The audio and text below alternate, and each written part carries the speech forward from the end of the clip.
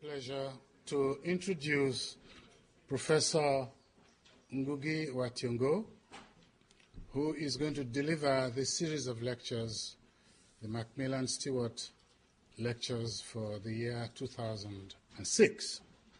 Are we okay? Yeah. Okay. Ngugi has a whole series of doctorates, honorary doctorates from various universities. But before then, he received his BA from London with special relationship to Makerere University, the old colonial arrangement. And he is an honorary member of the American Academy of Arts and Letters, director of the International Center for Writing and Translation, and distinguished professor of English and Comparative Literature at the University of California, Irvine. Ngugi was formerly Eric Maria Remarque Professor of Languages and Professor of Comparative Literature and Performance Studies at New York University. We know him as a novelist, playwright, and as an essayist, indeed as a cultural icon, whose works include Weep Not Child, his first novel published in 1964, The River Between, A Grain of Wheat, The River Between a Grain of Wheat, Secret Lives, Petals of Blood, Katani Mukhatarabaini, which is the novel in Gikuyu. Because I'm African, it doesn't mean I can also speak another African language. It doesn't follow. Yeah. Devil on the Cross, of course, that's the translation into English.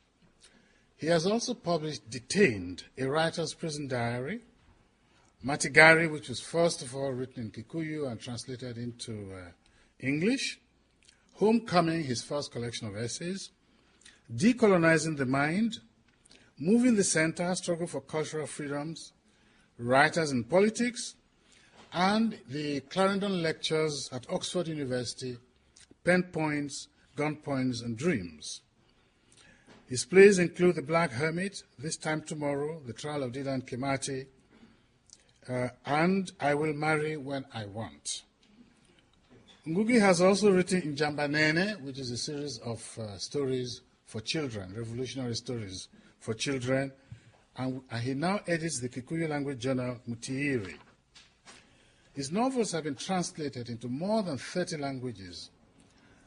He has given distinguished lectures, including the 2003 Steve Biko Memorial Lecture in South Africa, the 1999 Ashby Lecture at Cambridge University, at which I was actually present, and the 1996 Clarendon Lectures in English at Oxford, and the 1984 Robb Lectures at Auckland University. He is now going to deliver perhaps the most distinguished of the series of lectures, which is the Macmillan Stewart Lectures at Harvard University. Ngugi.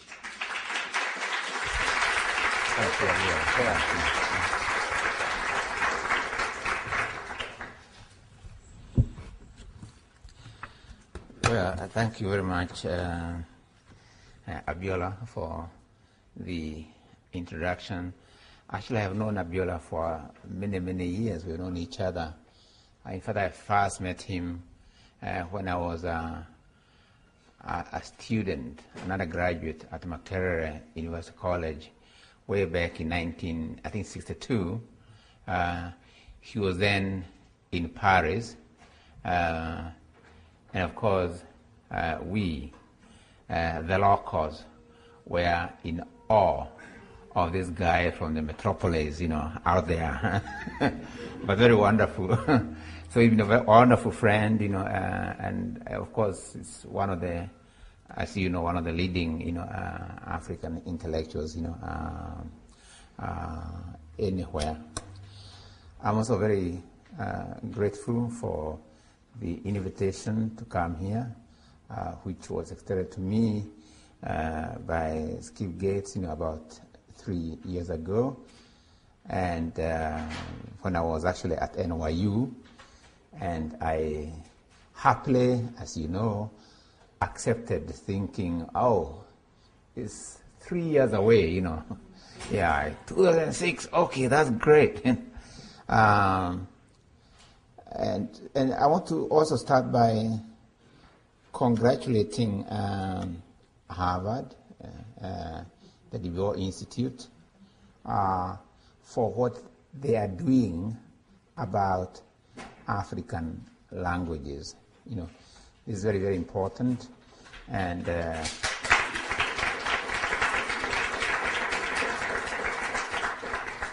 Dr. Mugane, you know, from Kenya just told me, you know, that he's sort of the kind of support, you know, he has and the interest, you know, is very, very important.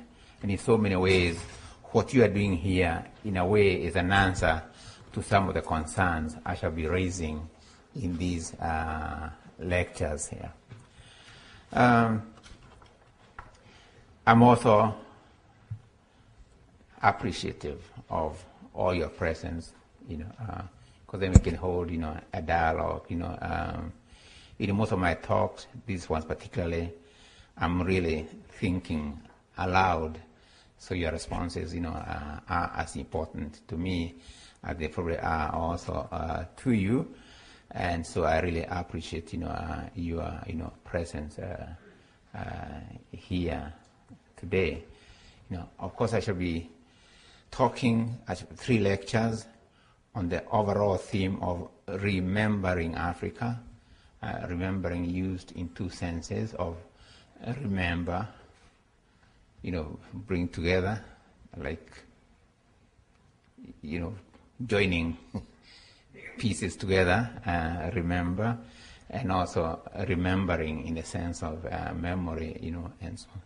That's the sense in which I shall be using the notion of remembering, you know, Africa. I must also say that these lectures reflect some of the ideas I have been developing in writing a novel which I've been working on since May 1997. You know, the novel Morogi wa Kagogo in Gikuyu language, an African language, you know, will come out in English translation in August this year under the title Wizard of the Crow.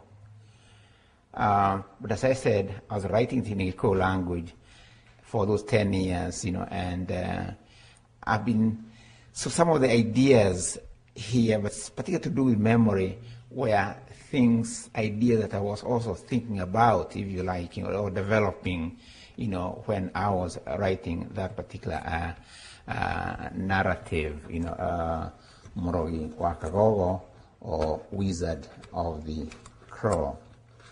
Now, so these are the kind of thoughts I was having.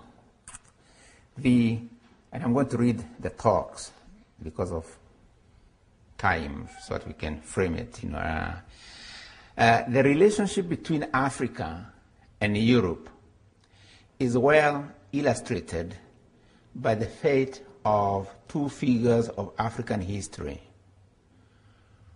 Wayaki Wahinga, or simply Wayaki of Kenya, is one of the most important figures in Agikuyu anti-colonial resistance lore.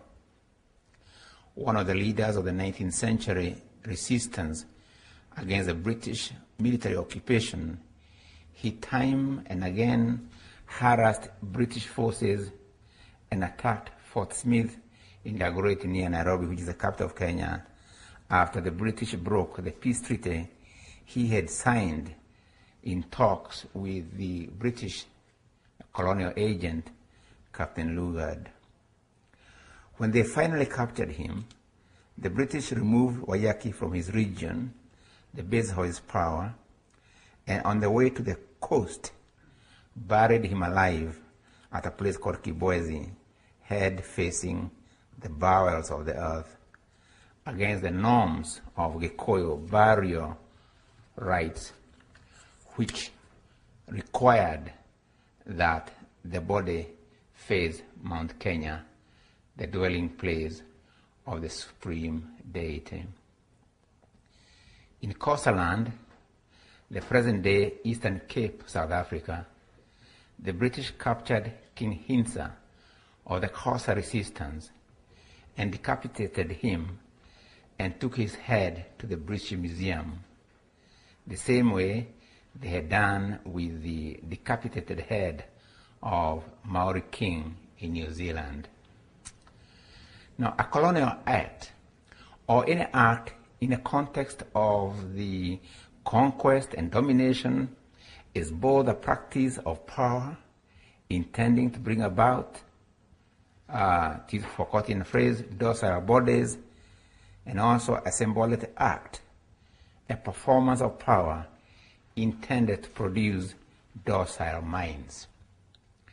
In 1900, Sir Frederick Hodgson, British colonial governor in what was then Gold Coast, demanded the surrender of the golden stool, Skadawa, the embodiment of the Ashanti Sun Sum, or soul, symbol of their nationhood, that he might sit on it, a demand that generated the great Ashanti anti-colonial resistance led by Asantehene Ya Asantewaa.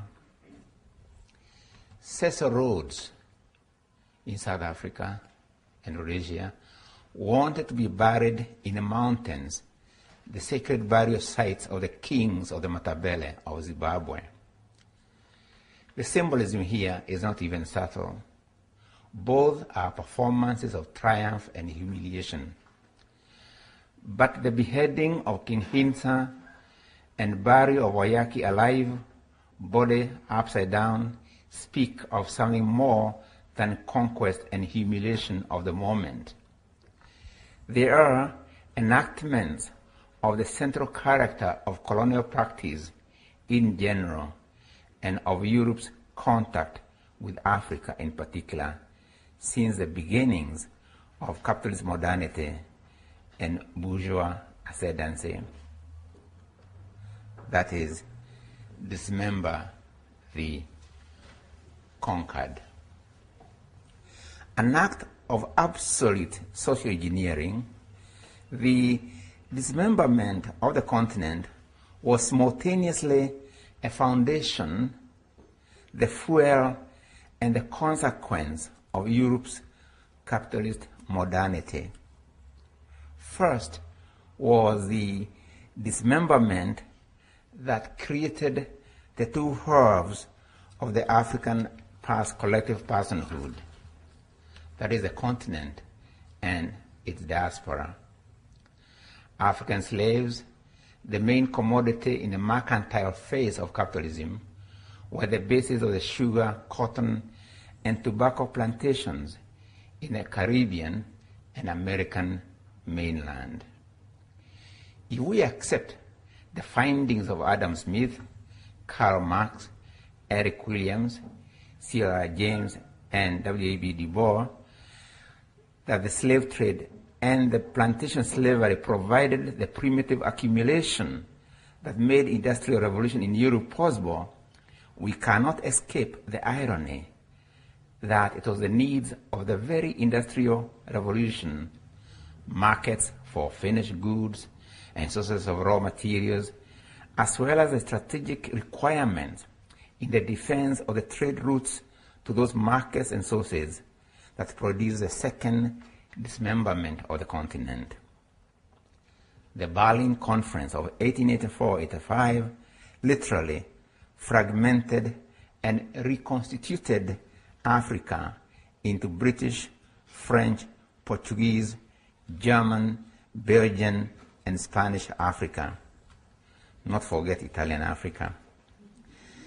Just as the slave plantations were owned by the various European powers, the post-Berlin Africa is turned into colonial plantations owned largely by the same European powers that owned the slave plantations.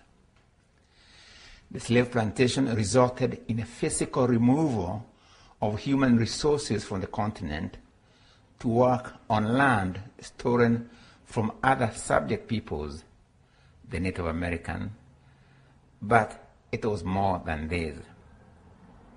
It was a case of tribal dismemberment of the African from his continent, from his labor, and from his sovereign being.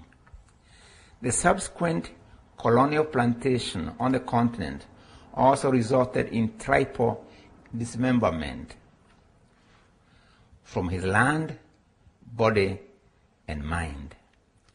The land is taken away from the owner, and the owner is turned into a worker on the same land, thus losing control over his or her natural and human resources.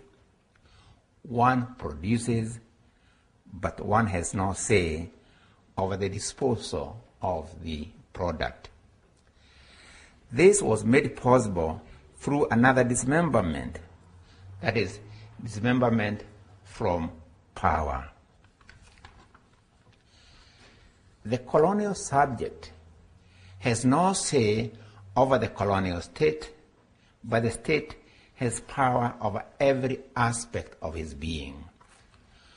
Where before he was his own subject, now he is subject to another. But the fate of Hinsa and Wayaki symbolize a more far-reaching dismemberment, that of the memory from the colonial subject, that's of the memory of the colonial subject from his individual and collective social body. The head that carries memory is cut off from the body that carries the head, and then stored in the British Museum, in Hinsa's case, and buried upside down in Wayaki's. There is also a brutal enactment of the same in the case of Belgian Congo, fictionally dramatized by Conrad in Heart of Darkness, where the skulls of the slain Africans decorate the walls of the Belgian colonial despot, Mr. Coetzee. But the reality was no less gruesome, as documented by Roger Casement and satirized by Mark Twain. But colonialism did not literally cut off the physical heads of all colonized, or physically bury all of them alive, heads down. So how did colonialism dismember him or her from memory, turning his head upside down and burying the memory of the colonized? Wherever it went, in its voyages of land, sea, and mind, Europe planted its memory on whatever it came into contact. Or, as writes Mudimbe in his book, The Idea of Africa, the geographic expansion of Europe and its civilization submitted the world to its memory. I should add, to its bourgeois memory. Mapping, which involves exploration and surveying, was followed by naming and ownership. Mapping, after all, was the imperial road to power and domination. The Renaissance fictive figure of Christopher Marlowe Tamburlaine comes to mind. Remember that even in his last gasps of breath, Tamburlaine is still hankering after a map. Give me a map, then let me see how much is left for me to conquer the world. His dying words. A map in his hands, the world left for him to conquer includes Egypt, Arabia, India, Nubia, Ethiopia, across tropical line to Zanzibar, and then north till he has all Africa under his sword. The imaginary Tamburlaine dies before he can achieve world domination. I'm not even sure whether he knows whether America exists, but his real life historical children do know and carry on his Renaissance ambitions of mapping, naming, and owning the world. Columbus goes west across the Atlantic, and despite finding people inhabiting the lands, he calls what he finds New Hispaniola. Later, the whole landmass is named America after Amerigo Vespucci. Much later, we get New York, New Jersey, New Britain, New Haven, and of course, New England. Maori territory, Aratoara, becomes New Zealand. An entire Asian Pacific landscape becomes the Philippines, owned by King Philip. Africa is no different. The African landscape is covered with European memory of place. Names like Port Elizabeth, King Williamstown, Queenstown, Grahamstown cover the landscape that Hintsa died protecting from foreign occupation. Westlands in Kenya, Nairobi, formerly Kirongi, now become the name of the land Wayaki once traversed. Lake East Africa, the main source of River Nile, and hence the new base of one of the major world civilizations, is named for Victoria. Becomes Lake Victoria even today. But all these places had names before, names that pointed to other memories, older memories.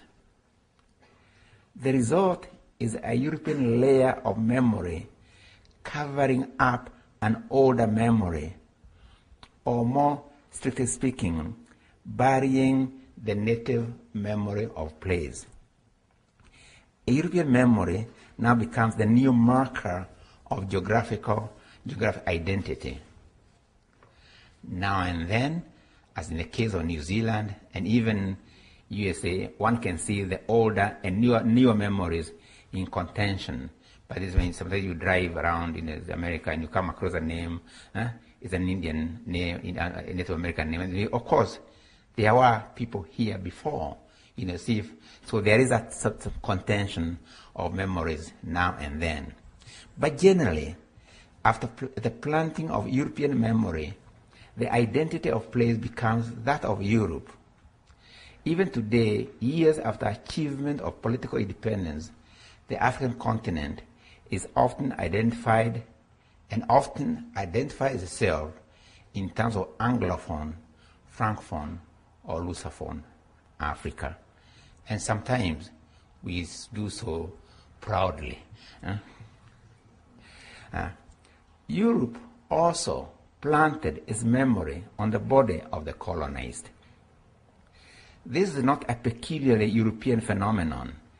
It is in the nature of colonial conquest and all systems of foreign occupation. In his attempt to remake the land and its people in his image, the conqueror asserts and acquires the right to name the land and its subjects, demanding that the subjugated acquire the names of the culture of the conqueror. When in 1906, Japan occupied Korea, it banned Korean names and required the colonized to take on Japanese ones. But what is in a name, one might ask? A rose by another name would still smell as sweet, said William Shakespeare. Yes, except that its identity would no longer be expressed in terms of roses, it would assume that of the new name. Names have everything to do with how we identify objects, classify them, and remember them. We can draw more examples from literature. The encounter between the unnamed man and Crusoe in Defoe's Robinson Crusoe is, of course, very telling. I was greatly delighted with my new companion, writes Defoe's Crusoe. and made it my business to teach him everything that was proper, to make him useful, handy, and helpful, but especially to make him speak and understand me when I spoke. And he was the great aptest scholar that ever was. The education program that Crusoe sets up for the man begins with names. Crusoe does not even bother to ask the man's name. Your name, Crusoe tells his people, is Friday. Why? Because I discovered you on Friday. And my name is Master. Subject and master will now become the terms of the exchange. Even simple greetings, how are you Friday? I'm fine, Master, will be expressing their unequal relationship of power. Friday's body no longer carries any memory of previous identity to subvert the imposed identity. Our next example comes from Edmund Spenser, the celebrated author of The Fairy Queen, the poetic manual of English nationalism. Spenser is important to Africa because his works were part of the canon of English literature, at any rate seen as an important marker in the history of English nationalist literature. As a student of English in Ibadan, Abiola Irele coined the mellifluous phrase Spenser to Spender to describe the English literature syllabus taught in all the overseas colleges of the University of London, like University of Ghana, Makerere in Uganda, the University of West Indies, at Mona, Jamaica, all installed in the post-war period when British colonialism, unable to exist in the old way, saw the necessity of creating an African middle class for future partnership. Spenser's connection to Irish colonial settlements, his advocacy of the genocidal scorched earth policy to create famine to force the Irish to capitulate, or his unabashed nationalism were not, of course, the focus of the study of his works, The Fairy Queen or The Shepherd's Calendar. Had it been, it would actually have made a lot of sense in our colonial context. For Spenser was not just any poet, he was a colonial official, an ideologue of an England consolidated itself into a nation-state threatened by the rival ideologies of papacy and Spanish nationalism. Most important and formative in his poetry and politics was the fact that he was an English settler in Ireland, in close touch with a culture he loathes and at the same time envies, as emerges in his important prose dialogue, A View of the Present State of Ireland. The view is set in the form of a Platonic dialogue between a seasoned English colonist in Ireland, his name Irenaeus, and an English gentleman close to the English court, but really the two interlocutors are two sides of Spenser, the official and the settler. What they come up with is nothing short of what Laura O'Connor, my colleague at University of California, Irvine, has called a program for the systematic erasure of Irish memory. Spenser sees abrogation of the Irish naming system, which carries memory of clan and lineage and place as the key to inducing death and amnesia on the colonized. He therefore recommends that it be decreed that from henceforth each one should take unto himself a several surname, either of his trade or faculty of some quality of his body or his mind, or of the place where he dwells, so as everyone should be distinguished from the other, or from the most part, whereby they shall not only depend upon the head of their set as now they do, but also shall in short time learn quite to forget his Irish nation. And therewithal would I also wish that all the O's and marks for the Irish, they have O, or corner, or mark, like Wa, Thiong'o. And therewithal should I also wish all the O's and marks which the heads of the sets have taken to their names to be utterly forbidden and extinguished. Since the O's and marks were made for the strengthening of the Irish identity, he argues, the abrogating thereof will as much enfeeble them.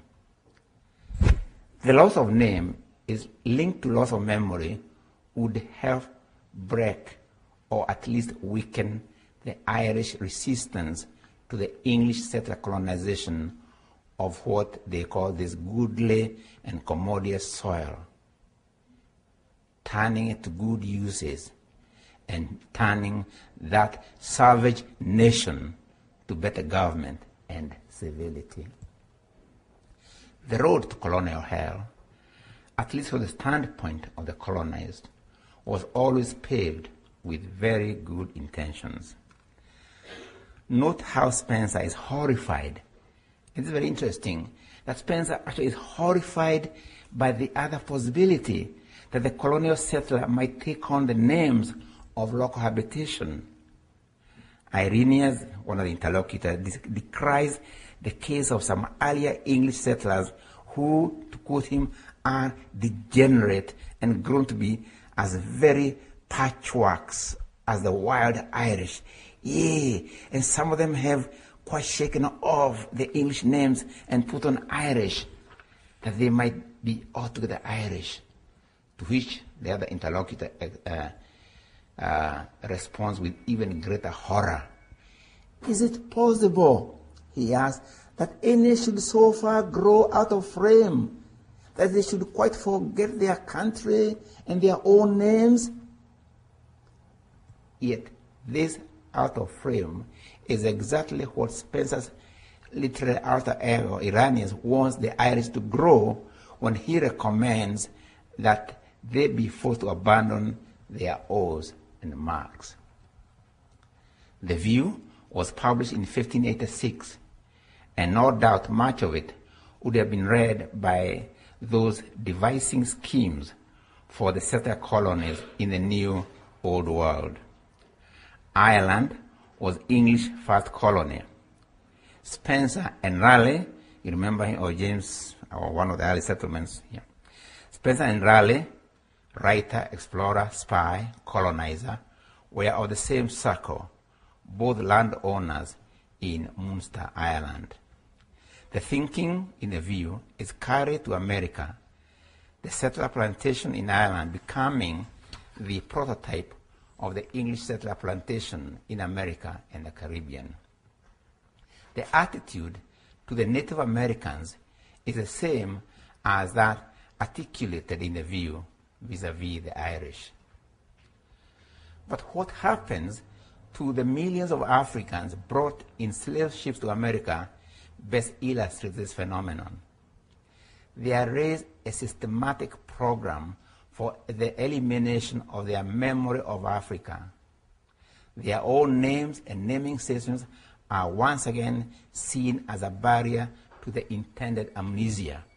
So break up their names.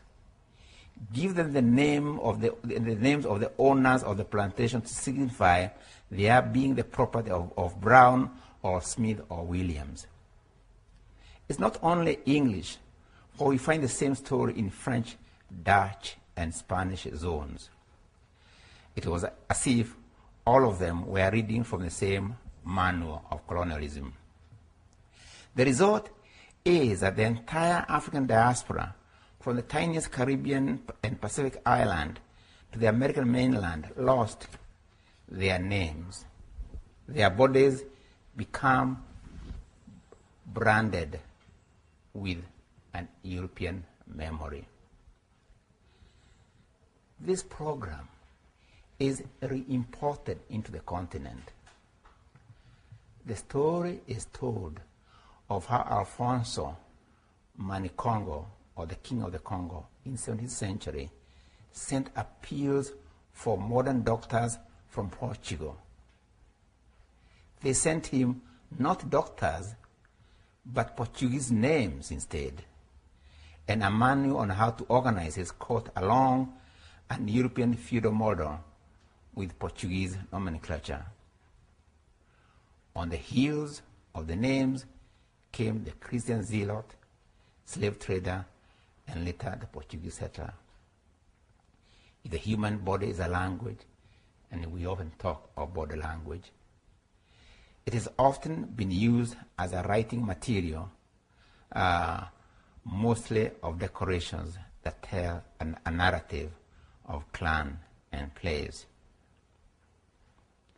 But in history, the body has also been used to carry messages, even against itself, as actually is very well documented in a small book by Du Bois, not our Du Bois, another Du Bois in Berkeley, in her book, Writing and Torture.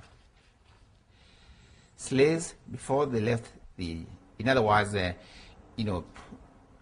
could write, say, on one's head, so if I sent somebody to Abiola Irele and mark on his head a message, kill him, that kind of thing. So your body carries a message of your own death, kind of thing. Slaves, before they left, but Abiola, don't do it. Slaves, before they left the African shore, were branded with hot irons, with marks of their owner. Theirs, literally, was baptism by fire. And those who have seen, actually, Shadow, the film by Sabene, can remember, that vivid scene of people being literally being branded, like you brand, cattle and so on. So theirs literally was baptism by fire. Later, holy water replaces hot iron. A successful Christian conversion by force or guile or both meant a European name to mark the reformed African body. Thus, in the 19th century, the writing of European names on the bodies of the African converts became the Christian norm.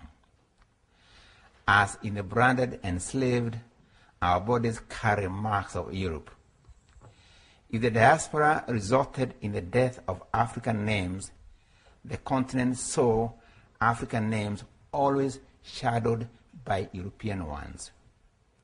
The African body becomes a walking commercial for European memory, rather reminiscent of T.S. Eliot asking, "Who is the third who walks always beside you? When I count, they are only you and I together.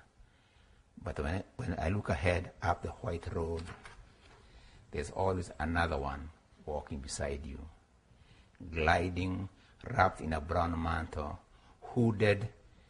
I do not know whether a man or woman, but who is it that? But who is that on the other side of you?" In our case, of course, we say the European name, James shadowing Ngugi, or Francis shadowing Abiola. Europe also planted its memory on the mind. If the planting of its memory on the body was affected through or was effected through names, the one on the mind was accomplished through the vast naming system called language. In his recent book, Empires of the Word, not world, in Empires of the Word, Nicholas Osler places language as the prime mover in world history. And I quote him a sentence: "Far more than princes, states, and economies, It is language communities who are the real players in world history, persisting through the ages, clearly and consciously perceived by their speakers as symbols of identity, but nonetheless gradually changing and perhaps splitting or even merging as the communities react to new realities. In my books, Decolonizing the Mind, Moving the Center, and Writers in Politics, I have pointed out the use of language in the deconstruction of a sovereign African being and its reconstruction as a colonial subject. When you did not know yourself, I gave you language, Prospero tells Caliban in Shakespeare's Tempest. Prospero has of course taken the land after surveying and getting all the information about the island from Caliban. I was my own subject, now I'm yours, curses Caliban, very much aware that he has lost his sovereignty. Prospero's type position was also articulated in approval, of course, by the real-life Spencer in relation to England's first colony, Ireland. Conscious of the critical role of language in the conception of selfhood and otherness, he is horrified, again, that some of the earlier English settlers spoke Irish, for, again I quote him, it is unnatural that any should love another's language more than their own. The English settler should, I quote again, take scorn to acquaint their tongues thereto, for it has been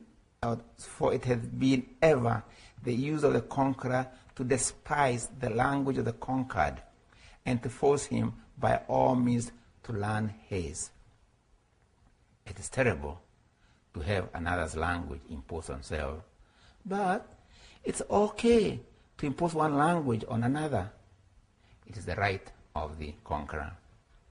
Africans in diaspora and on the continent were soon to be the recipients of this linguistic logic of conquest, with two results: linguicide in the case of diaspora, and linguistic farming or linguifarm, in short, on the continent. Linguicide is a linguistic equivalent of genocide. Genocide refers to conscious program of physical massacres. Linguicide to conscious acts of language liquidation. Linguicide, writes Tove Kanga, from whom I have taken the coinage, and I quote her, implies that there are agents involved in causing the death of languages. And this is precisely the fate of African languages in diaspora. The encounter between African languages, Yoruba, Igbo, Twi, Kikongo, and many others, and Western languages, French, Spanish, Dutch, Portuguese, English, was perhaps the most subtle and complex aspect of the cultural confrontation that African slaves faced in the New World, writes no other than Henry Louis Gates. And I'm sorry he's not here tonight, but I wish him speedy recovery. I know he is here with us in spirit. And he continues, radically abstracted from their cultural communities and broadly dispersed from plantation to plantation, the African slaves in much of lost the capacity to speak their own languages. Even drum was forbidden. Again, he writes, the strictest, most brutal forms of punishment were meted to those Africans insistent upon retaining their own languages and calling themselves by their true names. Forbidden to use his language, and with families and communities, the natural nurseries of language constantly broken up and relocated. In time, the New World African is disconnected with his linguistic base in the continent. Again, Gates continues, what we might usefully think of as the Americanization of the slave took place most directly and forcibly at the level of language. The liquidation is clearly and consciously meant to deny them their languages as both means of communication and as sites of remembrance and desire. Note that for the Spanish, the Dutch, the French, the English planter, his linguistic connection to Europe is actually reinforced. On the continent, the languages are not liquidated in the same way. What happens to them with the post-Berlin direct colonialism is linguifam, or linguistic famine. Linguifam is to languages what famine is to the people who speak them.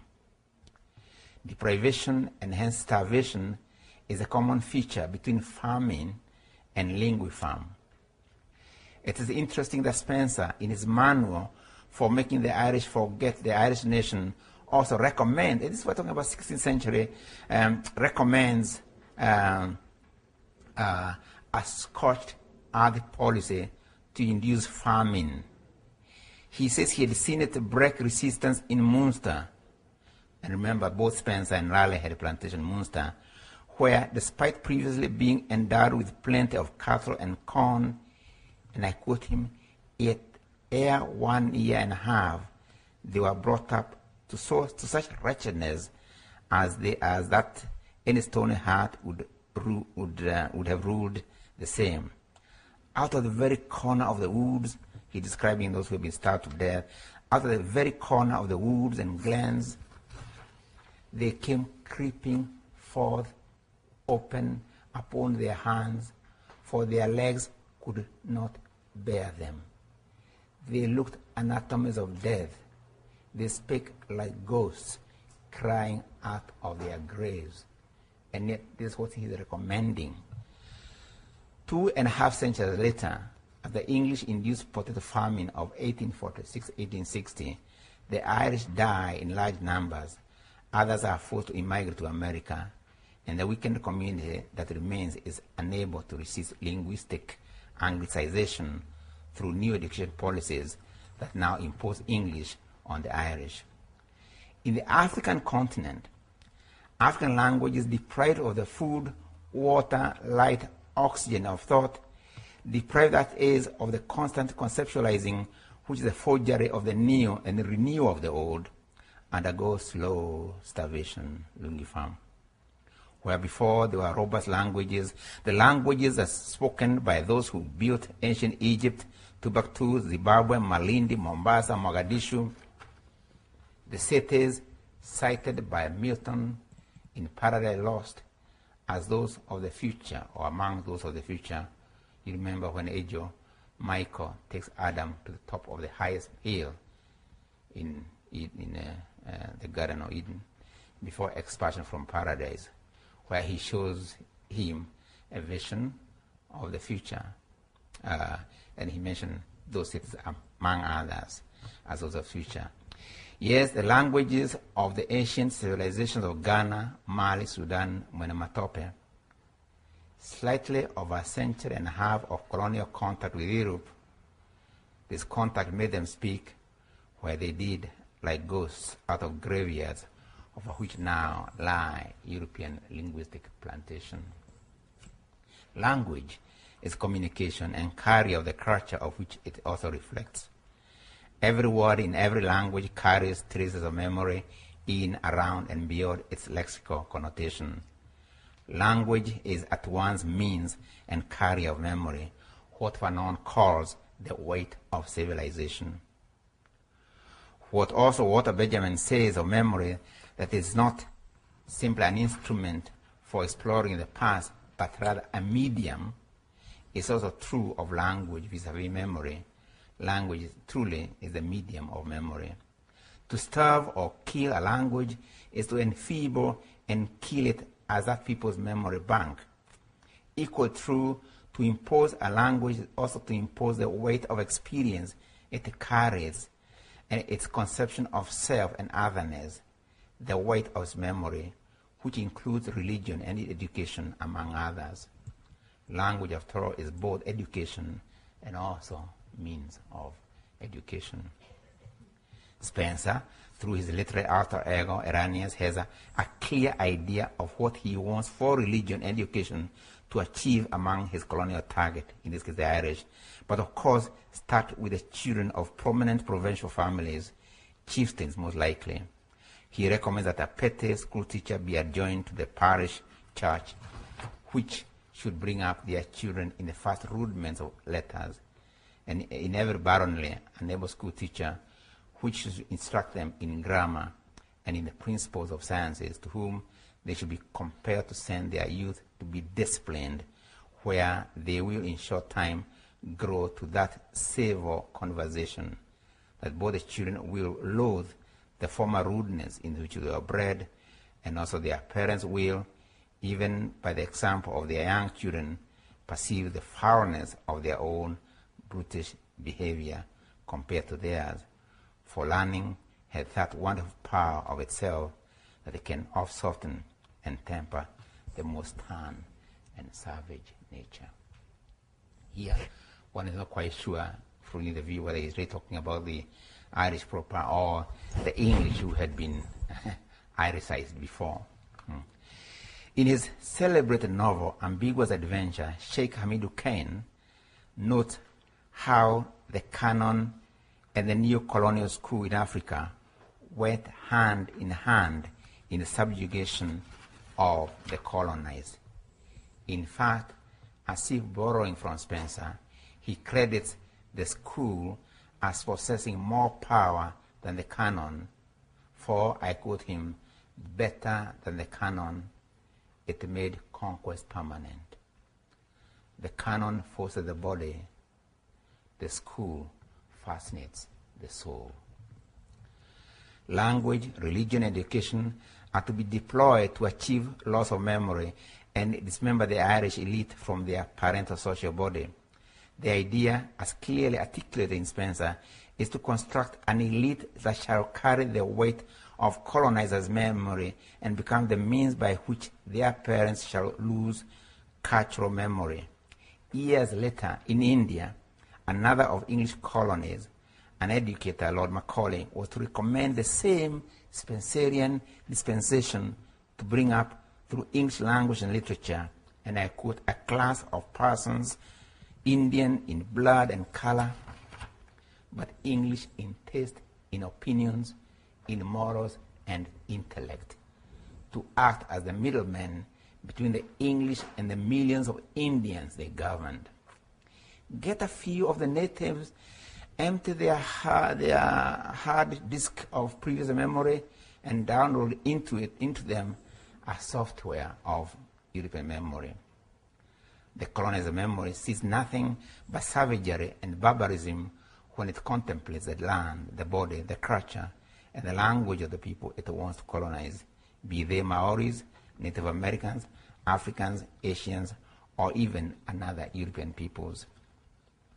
This is more sharply accentuated where the colonizer and colonized represent not just two religions, Catholicism and Protestantism, for instance, in the case of Ireland, but two contrasting skin pigments, as in the case of Africa. When Europe contemplated Africa through its visual memory, it saw nothing but uninhabited lands. A uniform rationale for European settlements in Kenya, Zimbabwe, South Africa was that the land was empty of human beings. Even where people, they didn't see them. It is empty. Even when they move people around, they say, no, but the land is empty. And where inhabited, it was by hordes of savages virtually indistinguishable from nature, an integral part of the gloom that Conrad depicted in Heart of Darkness, contact with which could make a fairly enlightened European degenerate into primitivity. Bourgeois memory of Africa removes all traces of human imprint on the land. It becomes untamed, part of what Hegel called unconscious nature. When any part of the continent exhibits any marks that might compare favorably with Europe, it's yanked off at least in writings. Note, for instance, the difference between pre-modern European view of Africa. To Pliny and others, it was an Africa out of which comes something new, even though for him the new was mostly grotesque.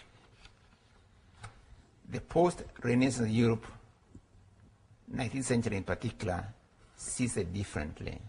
Or, as Du Bois puts it in 1915, the medieval European world knew the black man chiefly as a legend or occasional curiosity, but still as a fellow man, an Othello, a Prester John, or an Antar. The modern world, in contrast, knows the Negro chiefly as a bond slave in the West Indies and America. And we face today, throughout the dominant world, that color is a mark of inferiority. This is, of course, Du Bois in his classic work, The Negro. To bear out Du Bois, we have no less an authority than Hegel, who in his lectures on the philosophy of history saw Africa as having no history, for it was still enveloped in the dark mantle of the night. History, as the march of freedom and reason had bypassed that dark continent.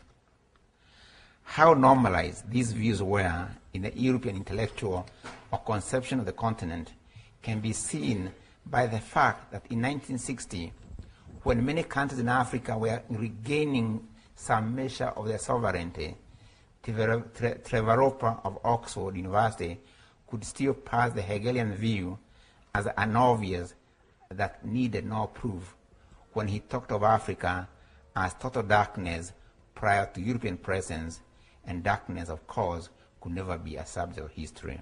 Conclusion, Africa enters history only with its colonization by Europe. And what of Egypt and North Africa? There is, for instance, no problem for Hegel and his followers. That was not Africa. It was part of the Mediterranean. In fact, he called it European Africa. And one, of course, wonders why southern Spain, and we don't call it southern Europe. We don't call it African Europe, for instance. And even when it came to the contemplation of the body itself, blackness was seen as necessary for the self-contemplation of whiteness. Like it said, you need blackness for whiteness to see itself. Europe was light, where blackness was night. The Enlightenment of Hume, Kant, Hegel was affirmed by its opposite. Their philosophies, developing in the context of slavery, explored the narratives of the Dark Continent, the missionary accounts, embraced the darkness of its otherness, and that's why the African philosopher, Nigerian Eze, has so aptly criticized their racialized philosophy in terms of color of reason. Rationality for them wore the color of white. Whiteness was the desirable human norm. And we can see this also in the white performance of blackness. And for this, we might as well go back to the beginnings of capitalist modernity. Ben Jonson, a contemporary of both Shakespeare and Spencer, begins his genre of, quote, masks. He wrote over 60 with what he called the Mask of Blackness, in which 12 daughters of Niger, previously at ease with their body and themselves, wake up one night to their ugliness after hearing rumors of distant whiteness somewhere.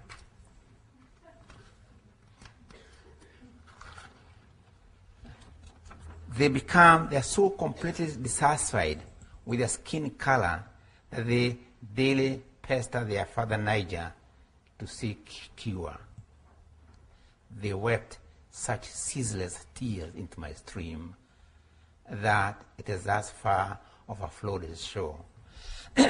Their hope for deliverance lies in a journey to a land called Britannia, where, I quote, their beauties shall be scorched no more, because the sun that shines on the British shores is temperate, and I quote, refines all things on which its radiance shines. Okay? Johnson does not enact their actual epiphany, but when later we meet them in Mask of Beauty, their blackness has been washed away, and they are throwing feasts or festivals of gratitude to Britannia, which has effected such transformation. That is from black to white. The basic theme in Johnson's Mask of Blackness, the theme of blackness realizing its human ideal in whiteness, was to be played out in Protestant churches in Africa, where the black converts sang with a fervor reminiscent of Johnson's 12 Daughters of Niger, "Wash me, Redeemer, and I shall be whiter than snow." We find the post-colonial literally descendants of Johnson's Daughters of Niger in Ocho, of Okoth Bitek, song of Ocho, who at one time breaks down in a heart-wrenching cry, "Mother, mother, why was I born black?" Unlike the fictional 12 Daughters of Niger, the actual physical, historical sons and daughters of Niger could never experience physical epiphany, but the view that blackness could be washed off by generous contact with Europe was carried out symbolically with the production of an European language-speaking elite and an attachment of European names on the body. A black character in my forthcoming novel, Wizard of the Crow, suffers from whiteache. Like you have headache, he's a whiteache. Remember that African kids in French schools were made to claim the girls as their ancestors, the African ones having been consigned to dark oblivion. An African character lately in Sebenen's film Hala, it's Hala I think, or one of the film, explained to another why he cannot live in Spain today. There are too many Negroes, he says. You know, he's an African, say he can't live in Spain because there are too many black people like himself there. These are fictional creations, but they do capture the essence of a class out of sync with its black being. The African elite's continued self-identification with Franco-Anglo-Lusophonism attests to the barrier of the Afro under layers of Europhones. Mudibe writes of colonialism as a confrontation of two types of societies, each with its own memory. A coherent colonial system, seemingly monolithic and supported by expansionist practices, faces, and I quote him, a multitude of African social formations with different, often particularist memories competing with each other, and binds them together. Offering and imposing the desirability of its own memory, colonization promises a vision of progressive enrichment to the colonized. Here, Mudibe is obviously describing the process by which the products of colonial educational factories may come to see the illusionary promises of the Europhone memory as the beginning of their history, which of course means the loss of their own history. Brought up in that view of its land, its body, its history, such an educated African elite became cut off the social body by the ideology of self-abnegation. It began to see its own people as the enemy, a condition extremely well captured in Lamin's novel In the Cast of My Skin, in the case of Barbados, with its depiction of a native professional elite that in outlook acts like an overseer of colonial and later ex-colonial interests. The enemy is my people, writes Lamin of this group, in whom there develops suspicions, distrust, and even hostility towards its own people, whose uncivilized behavior they see as letting the class down in the eyes of the white bourgeoisie. If only my people would not make demands, If only they spoke good English, if only they behaved, the group seems to be saying. But people do not speak and behave according to the standards of the people colonizing them. They make demands, they have to. For if somebody sits on you, you have to try and rise, and you cannot say that he is behaving in a very uncivilized manner by trying to get you off his back. So they make demands which make the class of overseers feel that the effectiveness of their role as overseers of their own people on behalf of the colonial authority is undermined. I quote Laming's novel, "You never can tell with my people."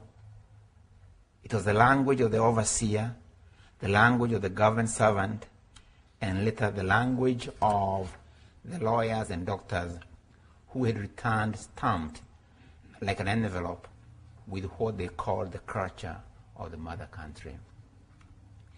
The colonial ambitious scheme of reconstructing an African whose historical, physical, and metaphysical geography begins with European memory was almost realized with the production of a native class dismembered from its social memory. It is a double cultural decapitation of a fraction of that class dismembered from social memory through ideology of the class, through ideology, and of the class as a whole dismembered through language. For even where, in a continent, fractions of that class may reject that European memory, they are dislodged from the social body by the language of their education and storage of knowledge. Dismembered from the land, dismembered from his labor, dismembered from power, and dismembered from memory, the result is a destruction of the base from which a people launch themselves into the world. In war, all strategies and tactics revolve around the shield and the spear. The shield or defense creates, protects, and consolidates the base, say one's base. The spear or offense attacks, the goal being the capture or destruction of the opponent's base and force them to retreat in disarray and even surrender. If we were to apply the metaphor of war to systems of domination, colonial attacks and completely distorts a people's relationship to their natural, bodily, economic, political, and cultural base, and a psychic base. Its base destroyed, the wholeness of the African subject, the subject in active engagement with the environment, is fragmented. It could be argued that the political and cultural struggles of Africans since the great dismemberment wrought by European slavery and then colonialism have been driven by the one vision of wholeness. The various political, cultural movements taken as a whole have been part of the strategies and tactics for remembering the fragmented, a quest for wholeness. And this is the theme of my lecture tomorrow.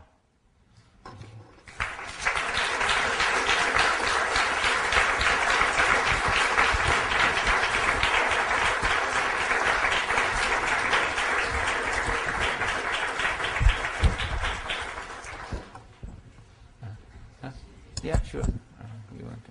President Ngugi will take some questions.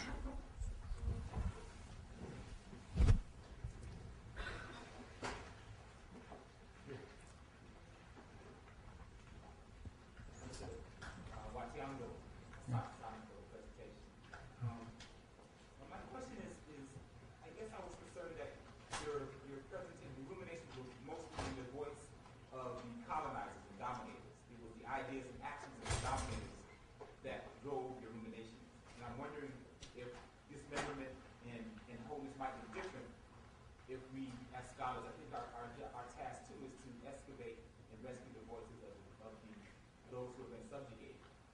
What comes to mind, for example, is Kwame Anthony Appiah, right, in My Father's House.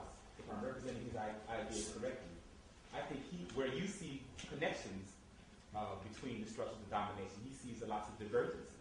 He says, like in Ghana, for example, he says, or Gold Coast as it was, he said that in Gold Coast, the cultural penetration of the dominator wasn't very deep.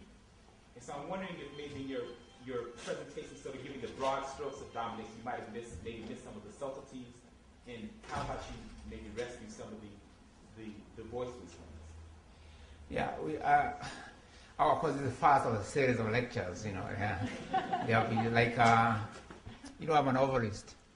You will try, when you're writing a novel narrative, you write a chapter and leave the, the plot hanging, so you can read the next chapter and so on, you know. So we should be exploring some of those things, you know.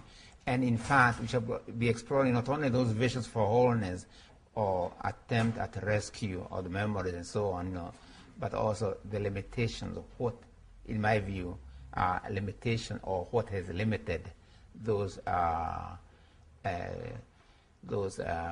searches for wholeness. And I might even take, now that you remind me, I might even take issues with Appiah's book, In My Father's House.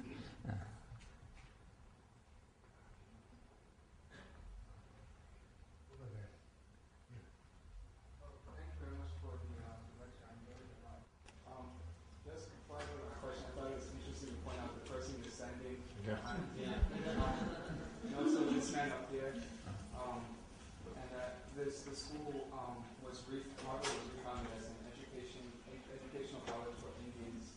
It's like the very room we're sitting in carries a lot of memory about things that you were talking about. My question was, you mentioned language very often, and you have in the books as a way for remembering African societies and African classes. I would be interested to hear what you have to say about the role of religion in remembering, because along with the erasure of our language, it's also been the greatest and complete erasure of many of our religions. That was one of the things he was emphasized in schooling and in commercial understandings. The organized issue became associated with the devil. Many of our religious practices became classified as demonic. So I was wondering what role you thought religion, like the structure which essentially governed all the aspects of our lives, great harmonization, what role that has played in this remembering. Yeah. Of course, religion is very, very important. That's why I mentioned alongside with education and religion, because I think what's important for me about colonialism or any structure of domination or resistance for that matter is the totality, its wholeness, if you like, you know. Meaning that when you look at, say, colonialism as a structure of domination, it's not just the economic, it's not just the political important as it is, it's not just cultural important as it is, it's also psychic, you know, it's also in the mind, you know. So when you're thinking of, in a way, resistance and the wholeness and so on, you know, we have to think in terms of, you know, again, totality of it cannot be partial, you know. It cannot simply be, oh, it's economic, you know. And it cannot be simply be a question of simply return to some previous pristine kind of, you know, position and so on, you know. I'm talking about how progressive in a higher form, negation, if you like, of that totality, but not negation in terms of return, negation in terms of finding, you know, a higher form that, you know, negates, you know, that while taking, you know, some of the positive elements in that, you know, contact, you know. So religion is very much part of that structure of, you know, result in amnesia and so on, you know. And even Christianity, for instance, has to be and has been, if you look actually at black history, both in Africa and here, you know, some of the more, like what we call in Africa, breakaway churches and so on, of course, played a very, very important role in attempts at resurrection of this memory, you know. the connection between, for instance, African American churches, like the American Methodist Episcopal Church, for instance, and Africa is actually very, very important, with events like people like Tana in South Africa, early part of the 19th century, and so on. Very, very, very important that connection, the role that they played, in fact, in educating, in fact, and generating, in fact, an African consciousness. Even work, people, African American intellectuals, even those with whose social vision I do not necessarily agree, like Booker T. Washington. But I've been surprised at how much influence, positive influence, he had on African educational development. So one idea from somewhere is sort of taken up and refashioned in a different way, and it had a very, very important impact, in fact, on educational resources in Africa, particularly programs for educational self-reliance and so on. So African churches here, it also that kind of influence and importance in the development of certain type of churches in Africa, which were in fact opposed to, or which became in most cases also basis for struggle against the colonial version of Christianity. One of the things I think I must mention this because always sort of about religion actually and Christianity to show how colonization can actually distort, because the way I was brought up in Kenya with Christian missions that came to Kenya in 19th century and Africa in 19th century and so on, one, I grew up thinking of Christianity very much in terms of the West. Now, if you look at the map of Kenya, one of the biggest borders we have is with Ethiopia, for instance, and Ethiopia, when I went to Ethiopia, or rather Eritrea, which is really historically, Ethiopia and Eritrea historically, one region and so on, I was very surprised to come across churches that were actually built long before there were any churches in Western Europe. So the first Christian churches, ironically, were not in Western Europe, but in Africa and actually in India. Okay, but our thinking, even though we border Ethiopia, the tendency was for us to think in terms of Christianity as Western, and that's part of the what I call distortion in one's relation to one's base and so on. Yes. My question is on the future of Africa. I guess the title of the election is Remembering Africa.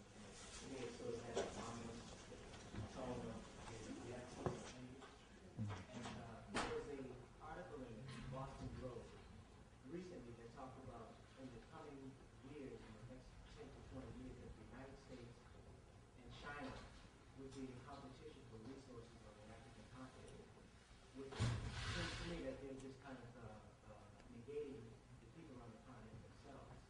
And my question is, what do you think will be the future? What is, in your opinion, the future of Africa?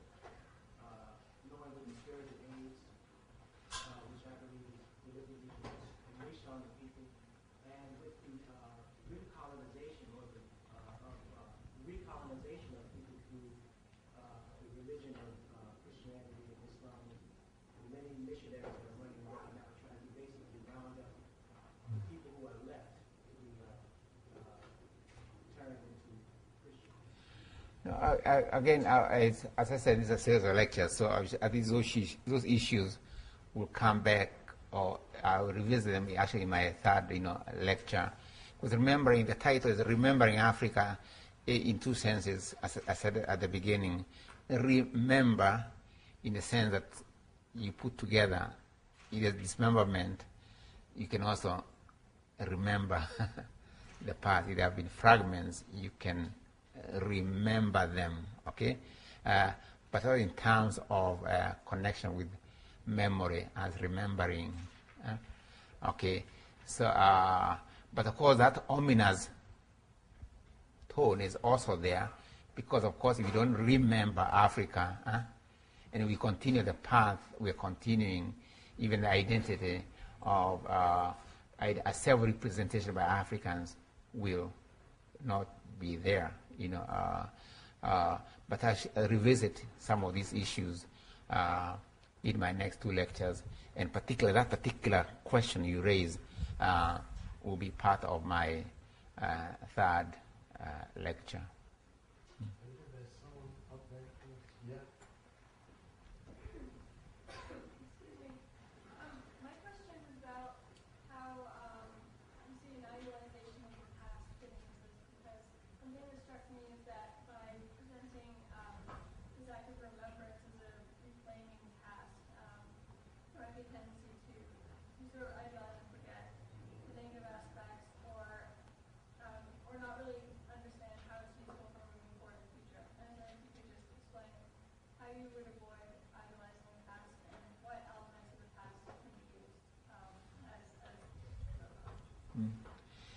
Yeah, that's what I said in my talk, by the way. That's it. I want to talk about I returned some previously state of purity, because there has never been such a state, either in Africa or elsewhere, you know, of pristine kind of purity and so on. And I'm talking more, I think the best way of looking at what I'm trying to say is actually what I said towards the end of my talk about the base from which one connects. You know, if you think of the base as, okay, I'm going to use the metaphor of war. If the enemy confines you to your base, so you can't get out of your base, although not completely destroyed, you are a prisoner within your base. Okay? So the idea is not to stay within your base forever, but really to use it for what it actually means, the base from which you engage with. Okay? And the point I was trying to make here in this first lecture is the whole notion of African people disengaged from their base, or the relation to their base being totally distorted. Okay? And again, we shall see some of these examples, you know, tomorrow, in my lecture tomorrow. So I'm just using answers here to advertise the lecture tomorrow. Yeah. If we associate the language of the colonizer with his memory, how well can we use the same language for remembering? Tomorrow, so.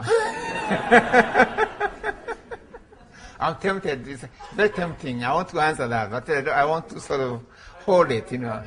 Can we use it to use your metaphor as a shield or a spear? Tomorrow, my friend. Remember, I'm a novelist, we said. You know, I'm a storyteller. You can't. I can't tell you. I know, it's like I don't want. I need some people who read a book, a narrative, and it becomes so exciting. They can't. Their curiosity is so much so that they quickly look at the end to see the ending before they can come back to the narrative. Please hold. Yeah. Thank you very much for the talk today. I have a couple of questions. First of all, how would you distinguish between the history of European colonialism in Africa and the history of the spread of Islam in Africa, and to what extent is Islam potentially useful as a way to sort of remember and recreate a wholeness of Africa? Secondly, I'm also curious what effect you think was played by systems of colonial rule, such as indirect rule, which claim to be governing based on native social structures, and what effect that has had Again, there are differentials, for instance, between say the British and the French, for instance, in terms of how they used native institutions, But remember that in the end, the colonial process is really similar. There's no colonial process which somehow or other is gentler, kinder than others. There's no benevolent colonialism which somehow or other, because in the end, it ends up by undermining people's relationship to their base and so on. With Islam, of course, there's a major difference between Islam and European colonization, which comes with, of course, what I'm calling capitalist modernity and so on. Because in most cases, with Islamic conversions, although that also, had the first wave of barrier of African memory also comes with Islam and so on, particularly with the names and so on. But there's also a way in which Islam integrates itself, with African communities and so on. So that if you go to a place like Mombasa, Kenya, I mean, look at the African communities there, who are Islamic and so on. You can even say that Islam, in that sense, is imported. It's so much integral part of their cultural expression and so on. So there is slight, difference, between Islam invasion and this other invasion. Although, of course, there are also some crucial similarities, particularly in terms of barrier of previous memory and so on. Yeah. One last question. Yes. Yes. President Ngugi, thank you for your talk. I just wanted to share with you a story about language that you just referred to. Thomas Addison, Macaulay's 1835 minute on Indian education. I presented it on English, and I think language makes such a difference. And your talk today made me realize that in American graduate schools now, if you study post-colonial literature or theory, it's quite common to read that parliamentary speech by Macaulay, and then, of course, sit around, and it's very easy to say how terrible Macaulay is, and look at, what he did to India, and, the kind of this class of interpreters that he prescribed, right? It was only, and I had, read this, and I had also learned the critique of it that comes from the Western Academy. But it wasn't until a couple of years ago when I had the opportunity of teaching in Bangladesh. I'm from India, but I'm ethnic Bengali, so I was able to put together a syllabus that will be pretty much in Bangla with some English. And so that made me go around and look for different kinds of texts to assign students. And only then did I realize that, that there were responses to Macaulay in Bangla. People were listening to Macaulay in 1835, Indians too, right? And these responses are never taught in, at least in American universities that I know of. So what I want to add to your, the comments you were making about language and colonialism is that, in a way, even while we sort of sat around in the name of progressiveness and said, how terrible Macaulay is, Macaulay was always winning, and he always wins because we never had a chance to hear what else people said that were a kind of a response to Macaulay, right? And it wasn't until that I had to kind of shift to a different syllabus and look at a different language, I realized that he didn't have the last say. And there's a way in which I think our education and our university system can replicate and, in fact, do even greater damage sometimes than perhaps what we're talking, what we're saying colonialism does, right? It kind of extends that power of language even in the name of critiquing it. So I just wanted to throw that out, that there was a response, and there always were people, intelligent people, speaking other languages, and that's why they are not heard or not included in, say, theoretical anthologies and stuff. Yeah. As an important observation, obviously, the whole question of one memory on another memory. That's why I'm using the word. The overall title of this lecture, remember, is the something like the burial and the resurrection of African memory.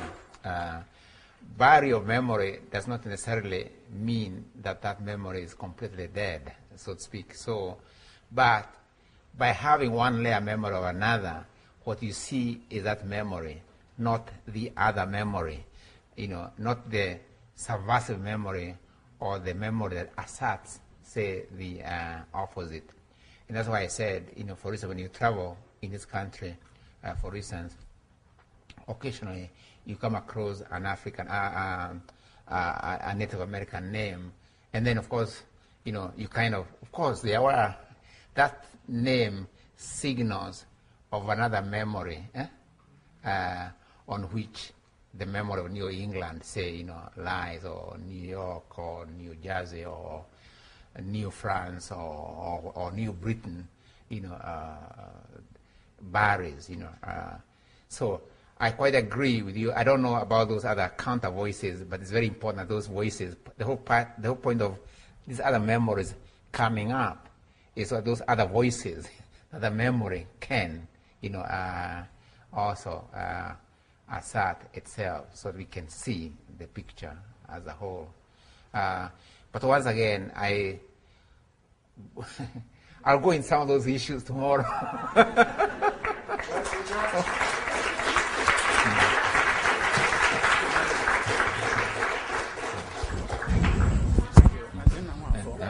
As in